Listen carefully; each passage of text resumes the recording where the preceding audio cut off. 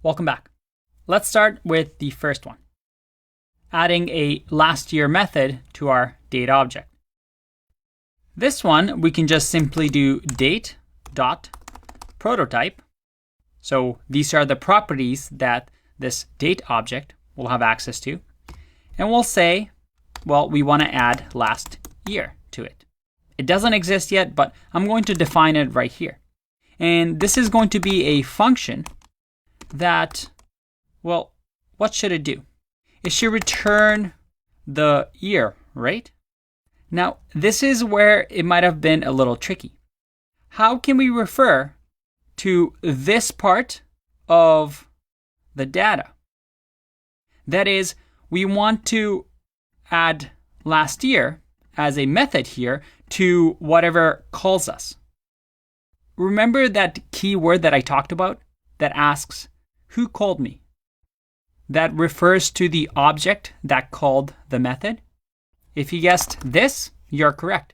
This will refer to whatever gets called, whatever's to the left of the dot.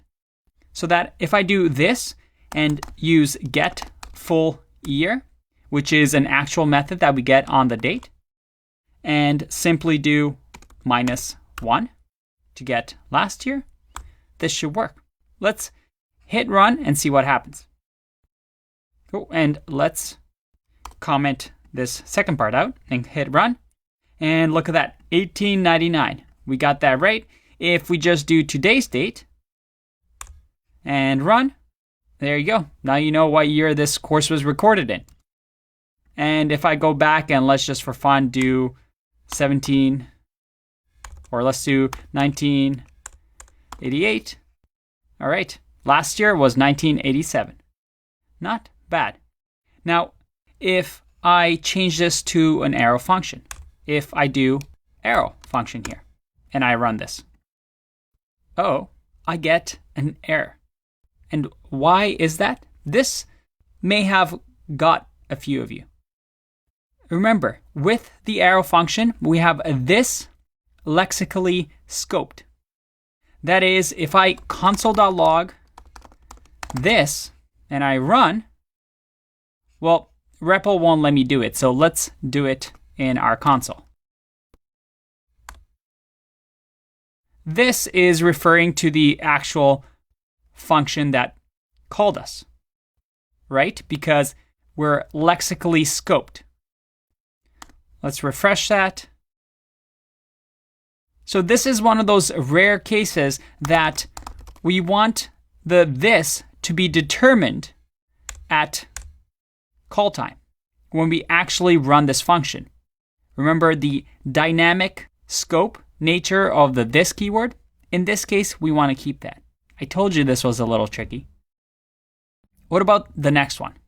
This one is, well, if you got this one, then you may have gotten this one as well. It's a little trickier though. Let's figure out how to do this. In here, I want it to be able to run this method, map, on 1, 2, 3. So we can modify it on the array prototype. So the constructor array, I can just say array.prototype.map, which is an existing method, but I'm going to modify it and actually overwrite the map function. And this map function won't receive any parameters. I mean, if we want to change any of the functionality, we can definitely do it. But for now, we will do this. We'll create an array and we'll do a loop over, well, the array that we give it, right? We don't want to loop over the array that we just created. We want to loop over whatever we get. And remember, to the left of the dot, that's this. So whatever calls us, that's what we want to loop over. In this case, because if I just do a map function, well, we're overriding the map function, so we can't really use that. Let's just do a basic for loop. We can do let I equals 0. And we're going to keep going until I is less than, what should it be? This dot length. That is the length of whatever calls us. And then we'll just do I And in here, we can just finally, let's make this a little bit bigger. There you go. In here, we'll just array.push to this new array that we've created, this I. So that is whatever this is at the index of I. So the first time around, it'll be index of 0, which is 1, index of 1, which is 2, index of 2, which is 3. And we're simply going to add to this the map right over here.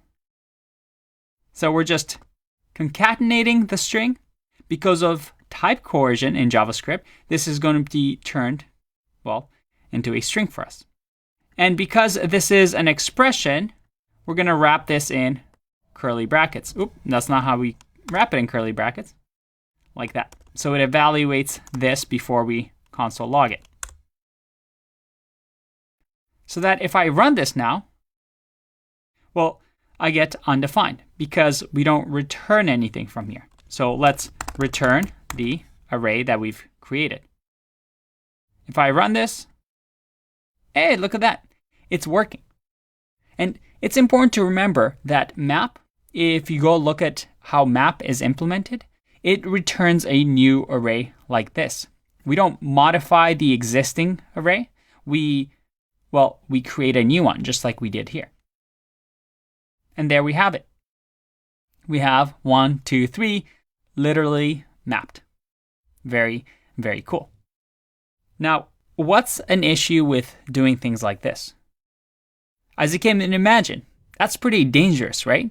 What if somebody just modifies the actual functionality of map and all the code in our project that uses map is now, well, destroyed? Does something weird like actually throwing a map next to the item. So you want to be really careful of this, and you should never really modify the existing methods that we have. But you must be asking yourself, Andre, I haven't really seen this anymore. Like, do we even use this? How come I've never seen prototype being used? And as we'll find out in the object-oriented part of the course, this array.prototype.map way of creating methods and doing inheritance, well, it's a little bit old school. There's newer, cleaner way of doing this using things like the class keyword, which we're going to get into. And all this headache that I've been bothering you with the prototype and the __ prototype and all that difficult stuff is going to become really, really simple. If you've gotten this far, trust me, things are going to get much, much simpler. But I hope I show you some of the power of prototype inheritance, because in the next part, well, we're going to clean all this up. So for now, take a break, and I'll see you in the next one. Bye-bye.